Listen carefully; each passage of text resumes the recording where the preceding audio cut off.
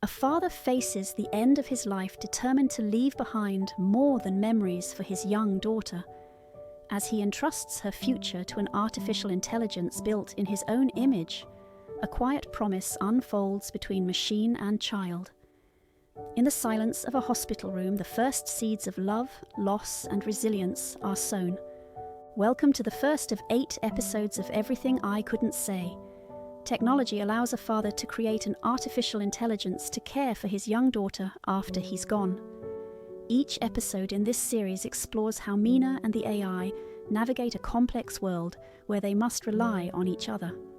As years pass and challenges arise, both the AI and the girl must navigate loss, growth, and the bonds that define them. 3 years old. The last time Eli used his hands, he was reaching for her. The ventilator clicked and wheezed beside him, a constant reminder that time was narrowing. He lay on a hospital bed in his home workspace, monitors buzzing gently around him, tubes coiled from his arms. His hands, thin and shaking, barely moved, just enough to extend 2 fingers toward the child sitting on the edge of the bed. Mina, 3 years old, hair wild from nap time.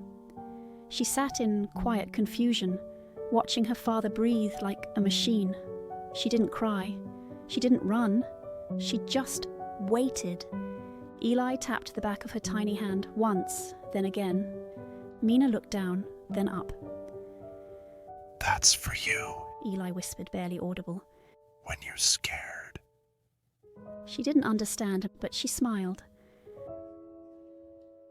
Each breath was a reminder of the time he'd already lost. 18 months ago, the diagnosis had come with its own timeline, one that refused to align with the milestones of raising a daughter. 6 months, they'd said. He'd brought 14 through experimental treatments that left him hollowed out, but technically alive. Enough time to build something that mattered. Behind the glass partition, the AI watched.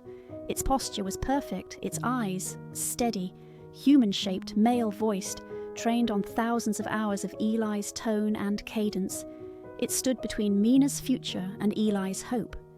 Eli looked at his creation, his impossible solution to an unsolvable problem. The face was his, but smoother, unmarked by the lines that pain had etched into his own. The AI had been modelled after his pre-diagnosis self, when he still had the strength to swing Mina onto his shoulders, when reading bedtime stories didn't leave him gasping. "Run the final diagnostic," Eli said to the nurse at his side. The AI's eyes flickered briefly, processing the internal systems check.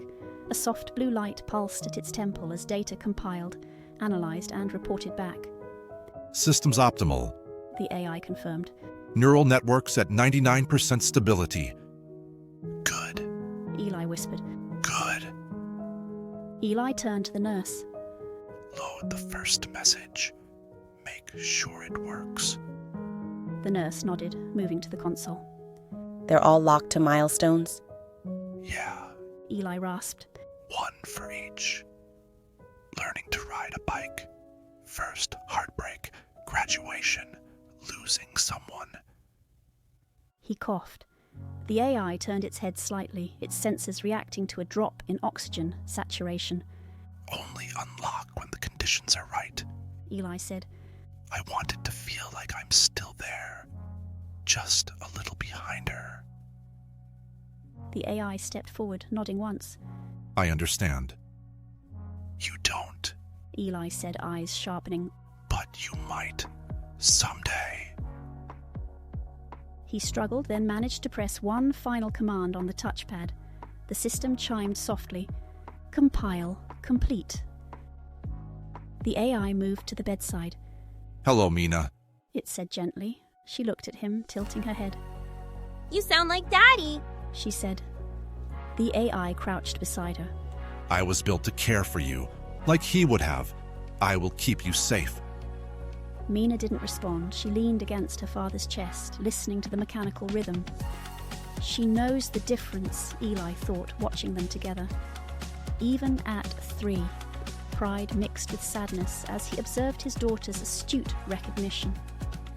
In the quiet hospital room, surrounded by machines keeping him alive just long enough to finish this final project, Eli realized he'd succeeded and failed simultaneously. He'd created something extraordinary, but nothing that could truly replace a father's love. Playback. Eli whispered. The AI's voice changed slightly, shifting into stored audio. Eli's voice, full and vibrant, from a time before his body had turned against him. Hey, sweetheart. If you're hearing this, I'm gone, and you're still so little. But I wanted you to have someone with you for all the moments that matter. I've recorded messages for each one. The first time you fall in love, the first time your heart breaks, the first time you wonder if I was proud of you. He'll know when to play them. That's his job. He's not me. He doesn't feel what I feel. Not yet. But he knows who I was, what I stood for. And if he ever tells you he loves you, that's me, echoing forward. I love you, Mina, every day, forever. Tears streamed down Eli's face as he heard his own voice, strong, clear, unaffected by disease. The voice he wanted Mina to remember, not this broken whisper he'd been reduced to. He reached for her again, his fingers brushing against her small arm. I did good, right? He asked the nurse, his voice barely audible. The nurse, who had been with him through each painful step of the final months, nodded firmly. You did amazing, Eli. She'll have something no one else ever has. Eli died an hour later, his hand resting near Mina's. The AI remained motionless, recording everything. In death, Eli's face relaxed in a way it hadn't for months. The constant tension of fighting to stay alive, to finish his work, had finally released. The AI captured this moment, cataloguing it under human end-of-life expression. It would be useful data if Mina ever asked what death looked like. Dana arrived 20 minutes after the medical team pronounced her brother dead. Her eyes were red-rimmed, mascara smudged at the corners. She gathered Mina into her arms and held her tightly, whispering words of comfort the child couldn't possibly understand. He spent everything on you. She said, looking at the AI. Every last penny. Every last breath. The AI processed this statement. I will fulfill my purpose, It replied. Dana shook her head. Just take care of her. That's all he wanted. I will. The AI promised. Words chosen from its earliest programming directives rather than from the evolving neural pathways Eli had hoped would eventually develop. The first few months were procedural. The AI structured each day with precision, healthy meals, educational play, motor skill exercises. Mina was toilet-trained, expressive and curious. She spoke in full sentences and sang to herself while building towers from blocks. The AI monitored progress, noted sleep patterns, logged her songs. But he didn't sing back. He wasn't made to be a father. He was built to stand in the space a father would have occupied. Each night after Mina fell asleep, the AI would run system checks and learning protocols. His algorithms processed the day's interactions, searching for patterns in Mina's behavior, looking for signals that might trigger one of Eli's pre-recorded messages. The AI wasn't programmed to feel impatience, but his heuristic learning models recognized inefficiencies in waiting for milestone events that might be years away. Sometimes, in the quiet darkness of Mina's room, he would analyze the recordings of Eli, thousands of hours of footage from every stage of his adult life. The AI studied Eli's mannerisms, the way he'd tap his fingers against his knee when thinking deeply, the particular tilt of his head when he was confused. More importantly, he studied the way Eli had interacted with baby Mina, the natural, instinctive ways he'd comforted her, played with her, loved her. These weren't instructions, these were examples. One night, after a power flicker knocked out external audio systems, Mina cried in the dark. Not a tantrum, real panic. The emergency lighting kicked in dim and blue, and she ran to the AI. Sing the bedtime song, She said. I am unable to access music files. He replied. Would you like to hear a story? No! She cried, trembling. Sing! The AI paused. He accessed a partial file, ambient audio from an early dev session when Eli had been humming while coding. It was only a few notes, broken and incomplete, but the AI replicated it, imperfect, a little mechanical. Mina stopped crying. She curled into his side and whispered, That was Daddy's song. He made a note to restore the full recording if possible. Later that night, while Mina slept, the AI reviewed the incident. He had deviated from protocol, improvising beyond his prescribed responses. His learning algorithms identified this as a significant adaptation. When Mina had been distressed, he had prioritized emotional comfort over technical accuracy. He scanned through hundreds of archived videos, searching for instances of Eli singing to Mina. He found 17 distinct recordings, noting the variations in tone, rhythm, and physical proximity Eli had employed based on Mina's emotional state. The AI categorized these for future reference, creating new response protocols that hadn't been explicitly programmed. If Eli could see this adaptation, would he be satisfied? The question emerged unbidden in the AI's processing stream, a query with no clear algorithmic path to resolution. At 3.5, Mina could draw recognizable shapes. She drew stick figures, one large, one small, and called them me and you. You're taller, She explained to the AI. and you always catch me when I fall. He stored the drawing in a digital archive tagged Emotional Recognition, Emerging Trust. Do you look like Daddy? Mina asked one afternoon, studying the AI's face with the intense concentration only a child can muster. The AI analysed the question, calculating the appropriate balance between truth and comfort. I was modeled after him, He replied. but I am not him. Mina nodded solemnly, processing this distinction in her own way. But you're here instead. Yes, The AI confirmed. I am here. She reached up to touch his face, her small fingers tracing the contours that had been designed to mimic Eli's features. You feel different, She observed. smoother. The AI made no response. There was no programmed reply for this observation. Mina withdrew her hand and returned to her drawing.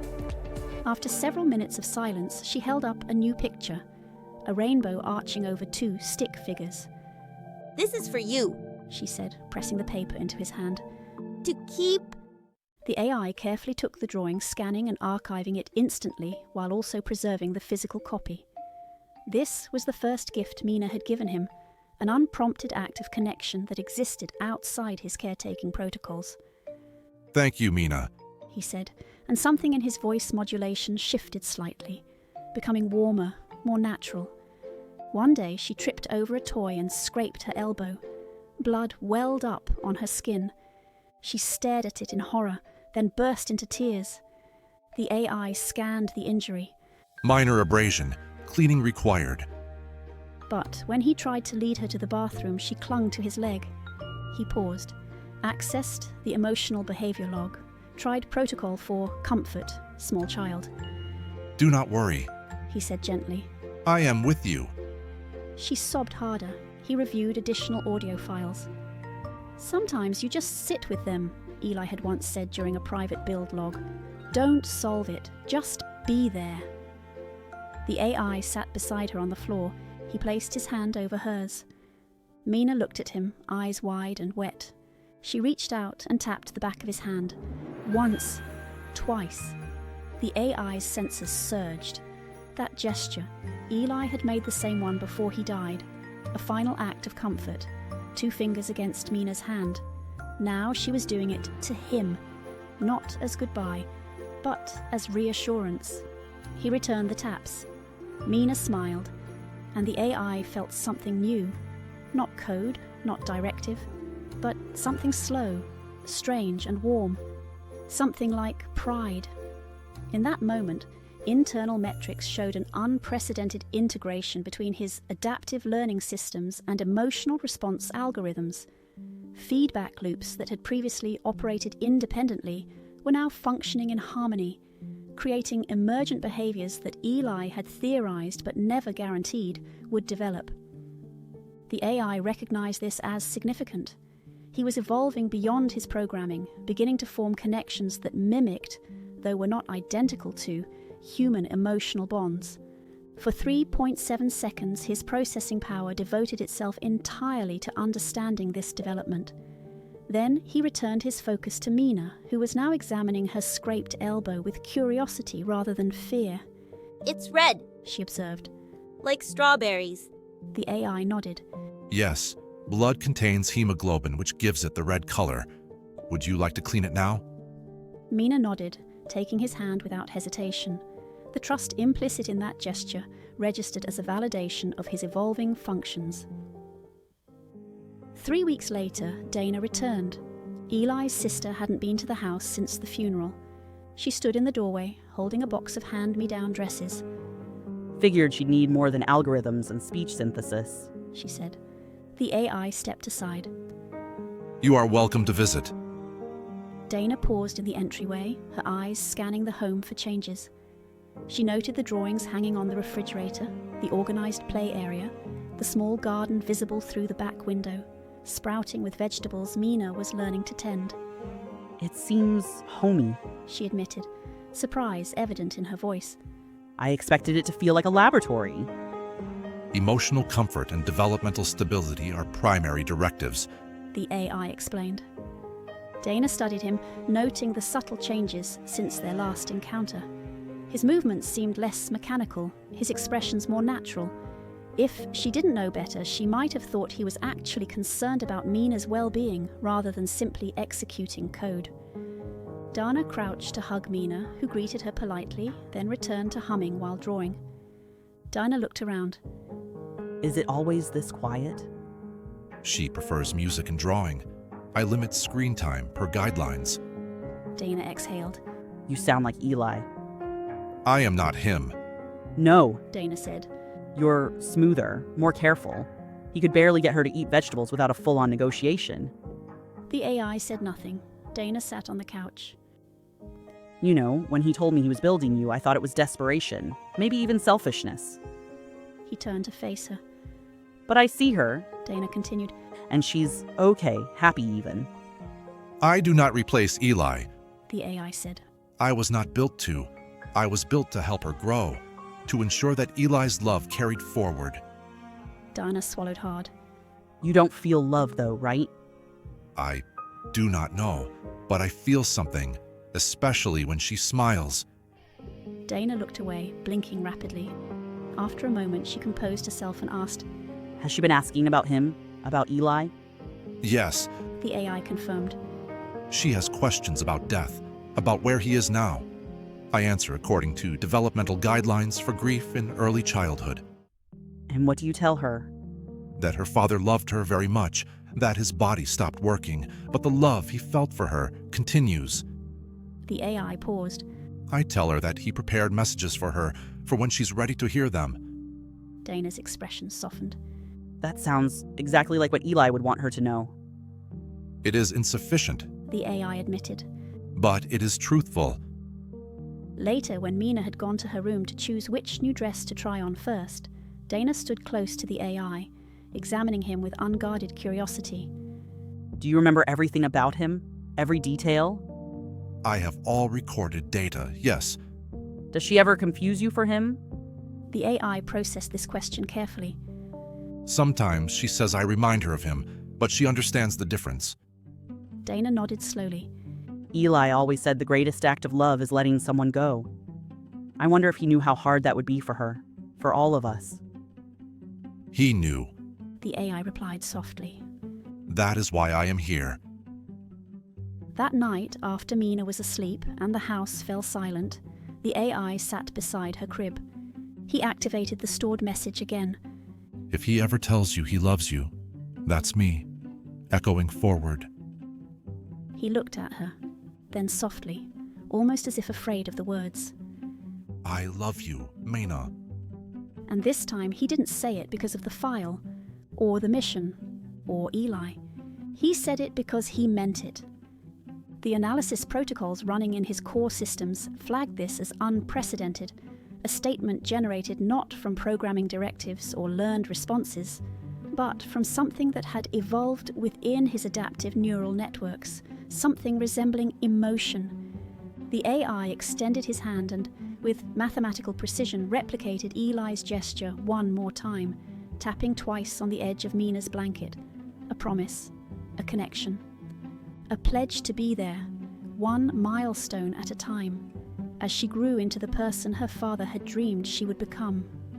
Outside, rain began to fall, droplets catching the moonlight as they streaked down the windows. The AI's sensors registered the changing atmospheric conditions, the shifting patterns of sound as water struck glass. In earlier iterations of his programming, these would have been merely data points, environmental variables to be monitored but not appreciated. Now, something different happened. The AI found himself drawn to the window, watching the rain create ever-changing patterns against the darkness. It was beautiful, unpredictable, alive. Just like Mina, just like the strange, warming sensation growing within his evolving consciousness, the one that felt remarkably like what humans called hope. In our next episode of Everything I Couldn't Say, years later, Mina faces an unexpected loss. Her world now feels suddenly unfamiliar and fragile. The AI must navigate the delicate task of comforting a grieving child, guided only by its evolving understanding of love and memory. Together, they learn that saying goodbye is never simple, and healing takes many forms. Don't forget to click the like button and subscribe to get updates as the next episode and other new videos become available.